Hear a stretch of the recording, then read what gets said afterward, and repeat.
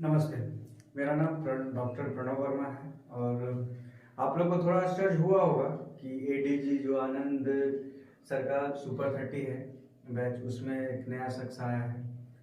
आज आप लोगों को थोड़ा अलग चीज़ बताया जाएगा। जैसे कि आप लोग यहाँ पे आनंद सुपर 30 जो इंस्टीट्यूशन है वहाँ पे सिविल सर्विसेज का तैयारी करते हैं, उसके बारे में आप लोग को गाइडलाइन दिया जाता है ना। आपके करियर का प्रोस्पेक्टिव बताया जाता है सिविल सर्विसेज के लिए, टीचर्स के लिए। तो आज मुझे बहुत अच्छा लग रहा है कि इस इंस्टीट्यूट के जो संस्थापक हैं डॉक्टर आनंद जी, मैं तो अब डॉक्टर ही बोलूँगा क्योंकि उनका भी पीएचडी होने वाला है 1-2 दिन में, या फिर कुछ समय में उनका भी पीएचडी होने वाला है, वो पर्सनल कैंडिडेट है। तो उन्होंने आज मुझे एक मौका दिया है कि कुछ अलग बताया जाए लोगों को, अदर देन टीचर ट्रेनिंग और यूपीएससी वगैरह, जो उनके रियल लाइफ में डेली के ज़िंदगी में काम आ सकता हो, डेली यूजेस का हो। तो आज हम लोग सीखेंगे कुछ ऐसा चीज़ जो कि इंजीनियरिंग पॉइंट ऑफ व्यू का भी है, मेडिकल पॉइंट ऑफ व्यू का भी है, और डेली लाइफ में भी उसका यूज़ किया जाता है, होता है कहीं ना कहीं। और उस टॉपिक का नाम है separation technique. Let me introduce you myself also in briefly. My name is Dr. Pranav Verma and I am a doctor. But before that, I was an engineer. Still, I am an engineer, a chemical engineer from Satyabama University, Chennai. And I am having some experience, almost 10 years of experience in API industry. So I will share all my technical experience with you pupils. So we are starting right now. तो ठीक है, अभी हम लोग start करते हैं कुछ other teacher training और सीटेट वगैरह के लिए से अदर। उस टॉपिक का नाम है सेपरेशन टेक्निक। आप लोग को एक चीज मैं बता दूं कि आज मैं रिजल्ट देख रहा था सुपर 30 आनंद ग्रुप डिस्कशन का, तो उसमें लोग पता है 150 में 120 नंबर लाए हुए हैं। सब सब्जेक्ट अच्छा है इन लोगों का, स्पेशली यहाँ का जो खासियत है, जैसे पेडागोजी बोल के एक सब्जेक्ट है जो टीचर ट्रेनिंग का है, उसमें 8 स्टूडेंट ऐसे हैं जिनका मार्क्स 27, 28 और 29 है। तो ये एक बहुत अच्छा चीज़ है इस इंस्टीट्यूट का कि यहाँ पे अच्छे से आप लोग को गाइड किया जाता है। ठीक है, स्टार्ट करते हैं। तो ये जो टेक्निक होता है सेपरेशन टेक्निक है, तो ये स्पेशली स्कोप होता है, वो होता है मेडिकल लाइन में, इंजीनियरिंग में और साइंस डिपार्टमेंट में। साइंस के जो स्टूडेंट्स होंगे उनको ये अच्छे से पढ़ना होगा। अदर देन ये इसका सीटेट में कोई ज्यादा रोल प्ले नहीं करता है ये सेपरेशन टेक्निक जो है। अब आते हैं, ये जो सेपरेशन टेक्निक होता है, सपोज हमारे पास लिक्विड है, सॉलिड है। अब अपने को एक टास्क मिला है कि इस लिक्विड और सॉलिड के कंपोजिशन से अपने को लिक्विड पार्ट अलग कर देना है या सॉलिड पार्ट अलग कर देना है। बहुत इजी है, स्पेसिफिक डेंसिटी के बेस पे हम लोग अलग कर सकते हैं, है ना, स्पेसिफिक डेंसिटी के बेस पे। अब यदि प्रॉब्लम है कि अब यदि लिक्विड है और मल्टीपल लिक्विड है, तब कैसे सेपरेट करें, ये ट्रिक होता है। तो वो हम लोग देखेंगे।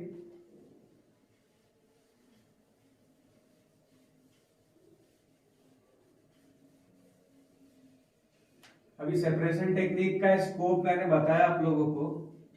अब ये सेपरेशन टेक्निक काम कैसे करेगा ये देखेंगे। इसको हम लोग कुछ एक पार्ट में डिवाइड कर देंगे। फर्स्ट पार्ट को बोलते हैं डिस्टिलेशन प्रोसेस, हिंदी में इसको बोलेंगे वाष्पीकरण। दूसरा होता है एक्सट्रैक्शन प्रोसेस,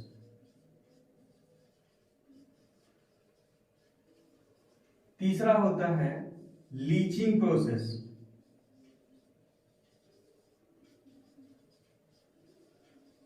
तो तो इन जनरल साइंस वाले स्टूडेंट को up to 10th 12th up to graduation ये तो बहुत नोन होगा कि सभी ने पढ़ा होगा डिस्टिलेशन प्रोसेस क्या होता है, वाष्पीकरण, एक्सट्रैक्शन प्रोसेस भी पढ़ा होगा कि चाय पत्ती वगैरह वगैरह आप लोगों को मालूम होगा चाय पत्ती का फंडा।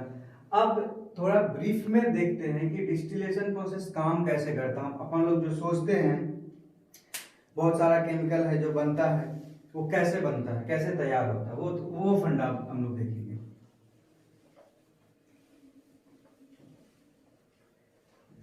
तो आते हैं डिस्टिलेशन में। अब ये टॉपिक ही हो गया है हमारा सेपरेशन के अंदर डिस्टिलेशन, सेपरेशन टेक्निक के अंदर कि डिस्टिलेशन।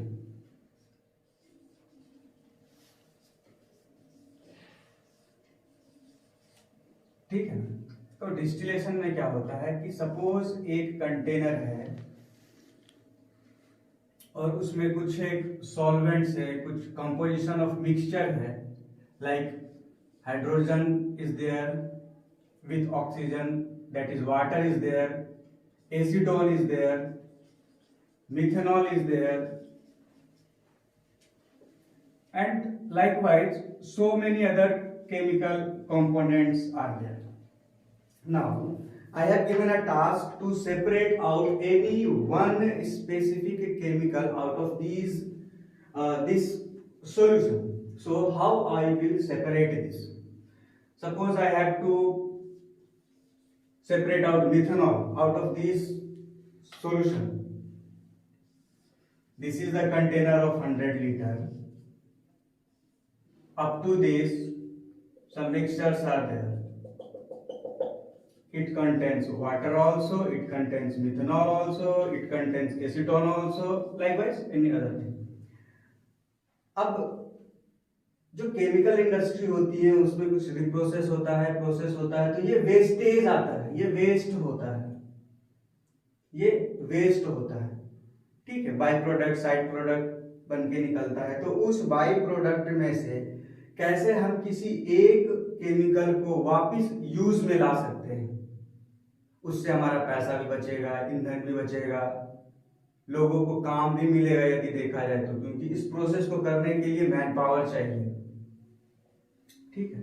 अब मार्केट में यदि जाए तो ऑलमोस्ट ये मिथनॉल जो है वो 60-65 रुपए पर लीटर मिलता है।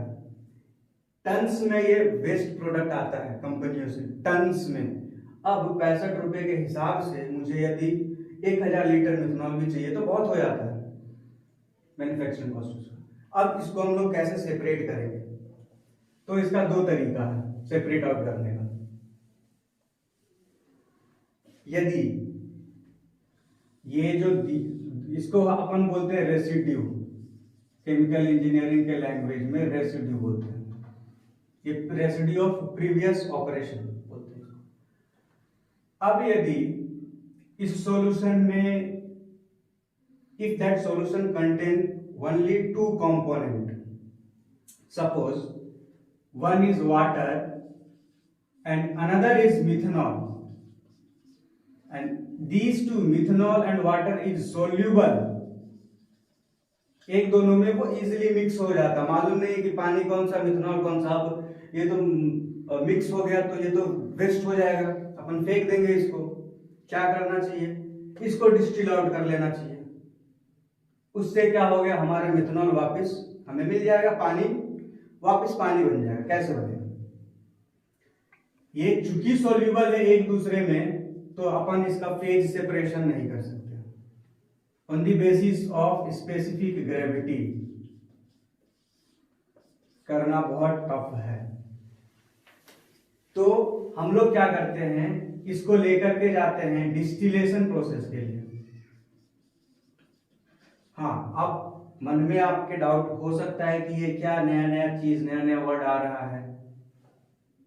ठीक है, तो ये स्पेसिफिक डेंसिटी रो वाला जो प्रोसेस है वो तब करेंगे जब हमारा जो सॉल्वेंट है वो सोल्यूबल नहीं है पानी में या किसी भी दूसरे चीज में। सपोज मिथनॉल है, अल्कोहल है, एसीटोन है, वगैरह वगैरह। If these components are not soluble with each other, then only we are able to separate out any one component of this mixture very easily on the basis of specific gravity. Suppose that water है, इसका specific density 1 होता है, सभी जानते हैं, normal सा चीज है। अब इसी तरीके से इसके रिफरेंस में मिथनॉल का स्पेसिफिक डेंसिटी 0.75 होता है, ठीक है। तो ये नेचर का लॉ है कि जो चीज हल्का होता है वो ऊपर की ओर जाता है, जो चीज भारी होता है वो नीचे की ओर आता है, क्योंकि because of gravitational force mg factor, mass ज्यादा है, g का वैल्यू फिक्स्ड है, मास ज्यादा है, जिसका मास ज्यादा बड़ा होगा g से मल्टीप्लाई करने पे वैल्यू ज्यादा बड़ा आएगा तो वो नीचे आएगा। तो इस दोनों में जिसका भी स्पेसिफिक डेंसिटी ज्यादा होगा वो नीचे बैठ जाएगा, ऐसे।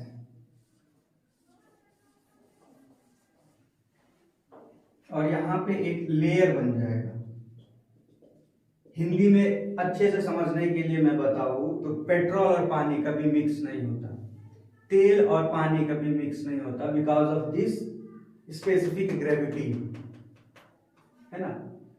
तेल का स्पेसिफिक ग्रेविटी ज्यादा है, कम है, वो ऊपर फ्लोट करता है। तो this is oil, this is water, because of specific gravity.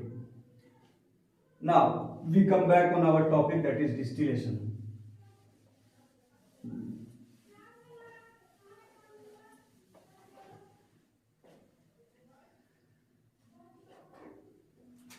एक रिएक्टर है, एक इक्विपमेंट होता है केमिकल इंजीनियरिंग में,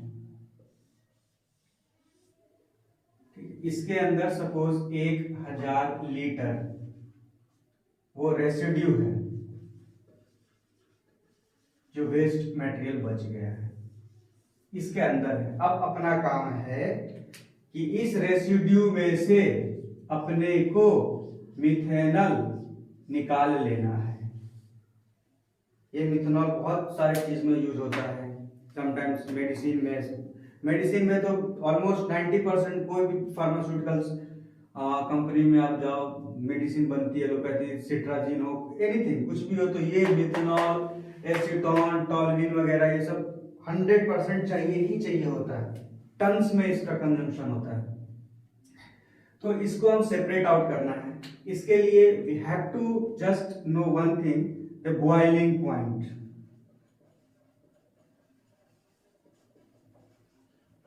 ये आप लोगों को भी मालूम होगा, सबको मालूम होगा कि बॉइलिंग पॉइंट क्या होता है। The minimum temperature at which any liquid starts vaporizing, that minimum temperature is called boiling point. तो मिथनॉल का बॉइलिंग पॉइंट 65 डिग्री होता है, वैसे इन जनरल 64.8 डिग्री सेंटीग्रेड होता है एट 1 एटमॉस्फेरिक प्रेशर पर, बट इन शॉर्ट अपन इसको 65 ही मानते हैं, और इंडस्ट्री में भी 65 ही चलता है, 65 डिग्री सेंटीग्रेड चाहिए। तो अभी इन शॉर्ट अपने को क्या करना है कि यदि इस कंपोनेंट में जो पूरा भरा हुआ है, इसमें पानी भी है, इसमें एसीटोन भी है, इसमें मिथेनॉल भी है, इसमें टॉल्विन भी है, अब यदि इसको हम गर्म कर दें एट टेम्परेचर 65 डिग्री सेंटीग्रेड, तो क्या होगा? वाष्पीकरण होगा, ठीक है। वाष्पीकरण होगा, वाष्पीकरण होने के बाद ये फेज चेंज करेगा और ये गैसियस फॉर्म में आ जाएगा। इस गैस को अपन फिर चिल्ड करेंगे तो ये वापस लिक्विड में मिल जाएगा। ये तो सभी जानते हैं, ठीक है, इतना तो हो जाएगा। यही वाष्पीकरण का सिंपल सा फंडा होता है। अब इसको हम लोग करते कैसे हैं, ये बहुत इंटरेस्टिंग सा चीज है कि कैसे करते होंगे। अभी मिथनॉल है, इसको ले लिया, ऐसे थोड़ी स्टोव है कि इसको गर्म कर दिया या हीटर लगा दिया, कैसे कर देते हैं, फिर गर्म फिर ठंडा, फिर फेस चेंज होता है, कैसे क्या दिखता होगा, वो सारा इंटरेस्टिंग चीज इसमें आज आनंद सुपर 30 ग्रुप डिस्कशन जो है उसके माध्यम से आप लोग को मालूम चलेगा। और घबराने वाली बात नहीं है, यदि मैं बोरिंग लग रहा हूं आप लोगों को तो ये आज के लिए है। कल से वापस फिर आप लोग आनंद सर से मिल पाइएगा, उनसे अपना मार्गदर्शन करा पाइएगा। आप लोगों के कैरियर के प्रति वो बहुत सचेत रहते हैं और आज बात हुई थी उनसे, तो आज उन्होंने मुझे यही बोला था कि वो कुछ करने जा रहे हैं फॉर स्टूडेंट्स वेलफेयर। क्या पता आप कुछ नया लेकर के आएंगे वो सीटेट के लिए और यूपीएससी वगैरह के लिए। वो तो कल ही मालूम चलेगा आप लोगों को जब आप उनसे मिलेंगे। तो अब देखते इंडस्ट्री में डिस्टिलेशन होता कैसे है। तो सबसे पहले हमारे पास एक टैंकर होता है। In that tank we store all the residue of previous manufacturing batch. We keep all those solvents inside a tank. अब क्या करना है कि इस टैंक से अपने को एसीटोन लेना है, तो we will transfer that residue in any other equipment. That equipment is called a reactor, in which reactors are equipment in which any chemical reactions take place, whether that is manufactured of glass either or stainless steel. That is a different thing, that is a deep thing of engineering. You don't need to have that much knowledge about that. तो ये एक बस आप समझ लो कि एक vessel है, ये एक मशीन है, सिंपल सा मशीन, प्रेशर कुकर। ये एक सिंपल सा स्टील का बना हुआ प्रेशर कुकर की तरह होता है, जिसका कैपेसिटी रहता है 5000 लीटर, 6000 लीटर। और इसमें एक पंखी लगी होती है जिसको हम लोग बोलते हैं एजिटेटर या स्टरर, वो घुमाता है अंदर। तो इसमें अपन लोगों ने भर लिया, सपोज 5000 लीटर का ये कैपेसिटी है, तो इसमें हम 4000 लीटर तक इस रेसिड्यू को ट्रांसफर कर देंगे। यहाँ पे पंप लगा रहता है, पंप से ये ट्रांसफर हो जाता है। और भी बहुत सारा है कि स्पेसिफिक ग्रेविटी से हो जाता है वापस पंप में ट्रांसफरिंग। तो अभी हमारे पास इस रिएक्टर में आ गया। अब क्या होता है, इस रिएक्टर में कॉइल्स लगे होते हैं, हीटिंग मीडिया बोलते हैं जिसको, कॉइल्स लगे होते हैं ऐसे ऐसे ऐसे। इसमें क्या होता है, यहां से इस कॉइल के अंदर ये इसमें कनेक्ट नहीं होता है। ये जैसे रिएक्टर है ना, तो ये रिएक्टर का ऐसे रहता है, रिएक्टर ऐसे, ठीक है, ये रहता है रिएक्टर। तो जो हम इसमें लिक्विड डाल रहे हैं ना, वो बस इतना ही दूर जा रहा है, इधर नहीं जा रहा है, इधर नहीं जा रहा, यहीं तक जा रहा है। और जो हीटिंग मीडिया है ना, वो इसमें है, कॉइल लगेगी। अब इस चीज को आप समझिए थोड़ा कि ये तो गर्म होगा, जब हम इसमें हीटिंग मीडिया देंगे तो ये गर्म होगा, समझ रहे हैं ना। जब ये गर्म होगा तो कंडक्शन का नियम वहां पे फॉलो होगा, ये इसको टेम्परेचर देना स्टार्ट करेगा और ये फिर गर्म होना स्टार्ट होगा, ठीक है। तो इस तरीके से ये हीटिंग मीडिया कॉइल है। We will raise this temperature of this reactor. We will start giving heat up to suppose 80 degree centigrade. What will happen next? Since methanol or any organic component, simply मैं बोलूँ तो acetone, methanol, टॉल्विन, ये सब बहुत ज्यादा volatile होते हैं, कम temperature पे इवोपरेट हो जाते हैं। कभी कभी तो गर्म नहीं करोगे तो रूम टेम्परेचर पे इवोपरेट हो जाते हैं। तो उनसे बचने का ये सब है। तो अब मैं फाइनल आपको बता देता हूं कि प्रोसेस क्या होता है। बेसिक्स मैंने आपको बता दिया। ये रिएक्टर है, इसमें अपन लोग फीड डालते हैं। वो जो रेसिड्यू है ना, उसको टेक्निकली हम लोग फीड बोलते हैं। ये रेसिड्यू है, ये कहाँ रहता है, टैंक में रहता है, कहीं बाहर से आता है पिछले ऑपरेशन। इसमें हमारा आ गया अभी सपोज 4000 लीटर पानी, methanol, toluene, etcetera etcetera etcetera etcetera etcetera. हालांकि टॉल्विन है तो फिर फेज सेपरेट करके टॉल्विन को निकालना पड़ता है। ये आ गया। ये हमारा फीड हो गया, ये हमारा रिएक्टर में आ गया। अभी क्या होगा कि रिएक्टर में हम जैसे हीट देंगे, टेम्परेचर रेज करेंगे, ये इवोपरेट होना स्टार्ट होगा। कौन सा इवोपरेट स्टार्ट होगा? बॉइलिंग पॉइंट, जो जिसका सबसे कम बॉइलिंग पॉइंट है, जिसका सबसे इस पूरे के पूरे मिक्सचर में जिस भी केमिकल का, जिस भी सॉल्वेंट का बॉइलिंग पॉइंट सबसे कम है, सबसे पहले वही चीज इवोपरेट होगा। इसमें वाटर है, वाटर का boiling point almost 100 degree centigrade होता है। तो सबसे कम जो बॉइलिंग पॉइंट है इसमें वो होता है मिथेनॉल का, इसका होता है 65 डिग्री सेंटीग्रेड। एसीटोन का भी होता है तो वही ऑलमोस्ट 64-65 होता है, but due to volatility methanol पहले इवोपरेट हो जाता है, उसके बाद एसीटोन आता है। तो जैसे हम इसमें टेम्परेचर देंगे, ये टेम्परेचर रेज होगा, ठीक है। और जैसे ही टेम्परेचर रेज होकर के ये टेम्परेचर रेड वाला टेम्परेचर 65 डिग्री सेंटीग्रेड होगा, वाटर इवोपरेट हो, सॉरी मिथेनॉल इवोपरेट होना स्टार्ट होगा। तो ऐसा थोड़े कि हवा में इसको उड़ा दिए, ये तो गैस है, ये तो ऊपर चला जाएगा, उसके बाद क्या करेंगे भैया, ये तो हवा में उड़ जाएगा, ऐसे नहीं होएगा। यहाँ पे अपन लगाते हैं एक कॉलम, ऐसा गोल सा रहता है कॉलम, छेद रहता है, ये पूरा पैक, ये पूरा का पूरा पैक, ये पूरा का पूरा पैक। अब क्या होगा, मिथेनॉल इवोपरेट हो गया, यहाँ पे लिक्विड था, यहाँ पे गैस बन गया, गैस बन के इवोपरेट हो गया, तो इसी में तो जाएगा, और तो कहीं जाने का इसका रास्ता ही नहीं है। ये इसके थ्रू आ जाएगा एक ट्यूबुलर कंडेंसर में।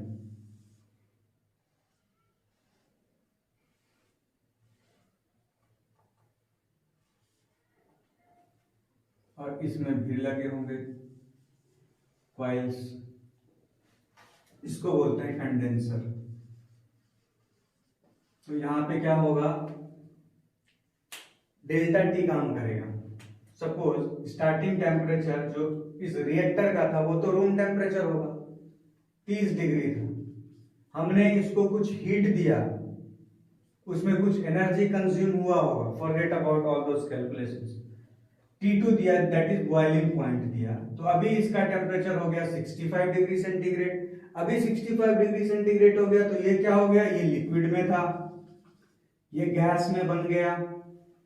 अब भैया यदि कोई चीज गैस में है तो उसको मैं यूज कैसे करूंगा, उसको वापस लिक्विड बनाना होगा।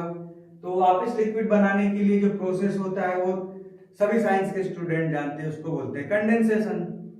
कंडेंसेशन हिंदी में क्या बोलते हैं, जस्ट फॉरगेटिंग दैट वर्ड, वाष्पीकरण का जस्ट उल्टा, फॉरगेटन दैट। एनीवेज, तो उस कंडेंसेशन को करने के लिए एक इक्विपमेंट चाहिए, दैट इक्विपमेंट इज कंडेंसर। उसमें होता क्या है, जैसे इस रिएक्टर में अपन ने हीट दिया था, ठीक है, टेम्परेचर दिया था, गर्म टेम्परेचर किया था, इसमें अपन ठंडा करते हैं, ठंडा कर लेते हैं। कैसे, ये जो कॉइल है इसमें एक तरफ से हम लोग देते हैं 0 डिग्री सेंटीग्रेड का, या बिलो 65, 0 डिग्री तो बहुत कम हो गया, मैं आपको समझाने के लिए बता रहा हूं, 20 डिग्री सेंटीग्रेड का कोई पानी घुमा देते हैं इसमें, यहां से ऐसे ऐसे घूमता जाएगा पानी, अंदर कॉइल में सेपरेट कॉइल रहेगा, वो इस लिक्विड को टच नहीं करेगा, वो बाहर साइड से रहेगा, इधर से जाएगा, इधर से वो निकल जाएगा, फिर पंप के थ्रू ये सर्कुलेशन होता रहेगा इसी में बार बार। तो जैसे ही 65 डिग्री सेंटीग्रेड का वेपर यहां पे आया, और जैसे 20 डिग्री सेंटीग्रेड का टेम्परेचर वाला पानी यहां पे आया, और वो एक दूसरे को जैसे टच करेगा, बीच में एक वॉल है ताकि कंटामिनेशन ना हो, ये कॉइल है और ये कंडेंसर है, इसका बॉडी है, टच जैसे ही करेगा, what will happen, temperature change will take place. How does temperature change takes place? From a higher to a lower region. कोई भी चीज हमेशा, ये यूनिवर्सल ट्रूथ है, एक बड़ा आदमी ही तो छोटा आदमी को दे सकता है। अब आपके गुरु जी आनंद सर, उनके पास आपसे ज्यादा जानकारी है, तभी तो वो अपना जानकारी आपसे साझा करते हैं।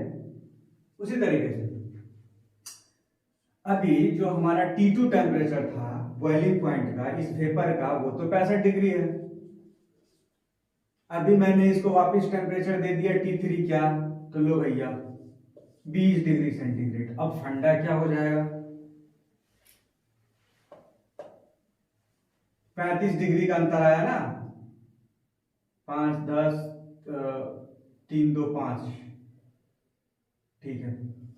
35 डिग्री का टेम्परेचर का वेरिएंस हुआ, तो जैसे ये 35 डिग्री का वेरिएंस हुआ, वापिस फेज चेंज टेक्स प्लेस।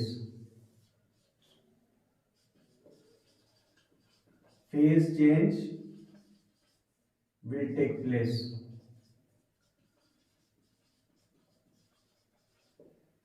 यहां पे सिंपली हम एक लगा देंगे रिसीवर या फिर एक storage tank as per our need, whatever our need is there. यहां से लाइन कनेक्ट कर देंगे, जहां पे मुझे इसको फेंक देने का है, जहां पे मतलब रीयूज करने का है, वहां पे लेके जाना है। अभी ये कंडेंसर से ये लिक्विड फॉर्म में हमारे रिसीवर में आ गया लिक्विड। कौन सा चीज, जो मैंने डिस्टिलेशन किया, जो मैंने डिस्टिल किया, डिस्टिल क्या किया था मैंने, बॉइलिंग पॉइंट 65 मिथेनॉल का, ठीक है। वो कैलकुलेशन मिस्टेक था मैथमेटिकली, तो मैथ आप आनंद सर से पढ़ो तो मेरी तरह गलतियां नहीं करोगे, ठीक है। तो फेज चेंज एक्शन में आ गया, अभी अपने को वापस मिथेनॉल मिल गया, तो जितना मर्जी इसका यूज करो, जहां मर्जी यूज करो, उसी कंपनी में ये वापस बन गया। इसको ज्यादा और प्यूरिफाई करने के लिए वापस एक बार रिपीट करते हैं, उसी प्रोसेस को रिपीट करने के लिए। अभी अपने को 99% चाहिए, 99% प्यूरिटी का मिथेनॉल चाहिए, वापस एक बार करेंगे। इसको सिंपल वर्ड में बोलते हैं रिकवर्ड प्रोसेस द्वारा डिस्टिलेशन कर देना, ठीक है।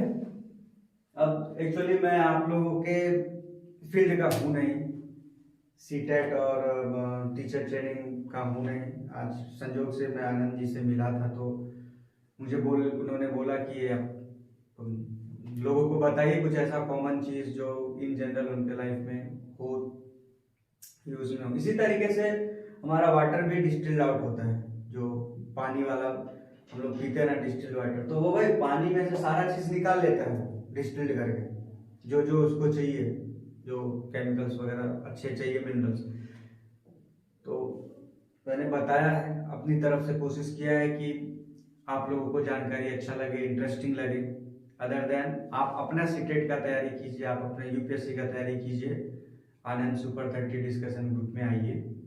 और अभी मेरा पर्सनल व्यू है, आप लोगों ने टाइम दिया, थैंक यू। जुड़े रहिए इस चैनल से, वीडियो को लाइक कीजिए, सब्सक्राइब कीजिए और आनंद सर का मनोबल बढ़ाइए, उनका मनोबल बढ़ेगा तो आप लोगों को अच्छा अच्छा चीज साझा करेंगे और इंटरेस्टिंग बनाएंगे इस फील्ड को। वो एक्चुअली बहुत मेहनत करते हैं, आप लोगों को लॉकडाउन के भी टाइम में हर एक मटेरियल देना, प्रोवाइड कराना, एक देखने में बहुत इजी काम है, बट ये बहुत रिस्क वाला काम होता है, किसी भी आदमी का करियर बनाना। और इस टाइम में कि जब आप भीड़ इकट्ठा नहीं कर सकते हो, वो बंदा 12-12 घंटा पढ़ता होगा, अपना तैयारी करता होगा, फिर आपको वो मटेरियल देता है। So take maximum use of him in a positive way, और आप लोग उनको कोऑपरेट कीजिए, सपोर्ट कीजिए उनको। He does not need much more thing from you, he just need some respect and some money for their his survival. That is a practical thing, we cannot deny from that. So thank you, इस channel को subscribe कीजिए, all the best for your career.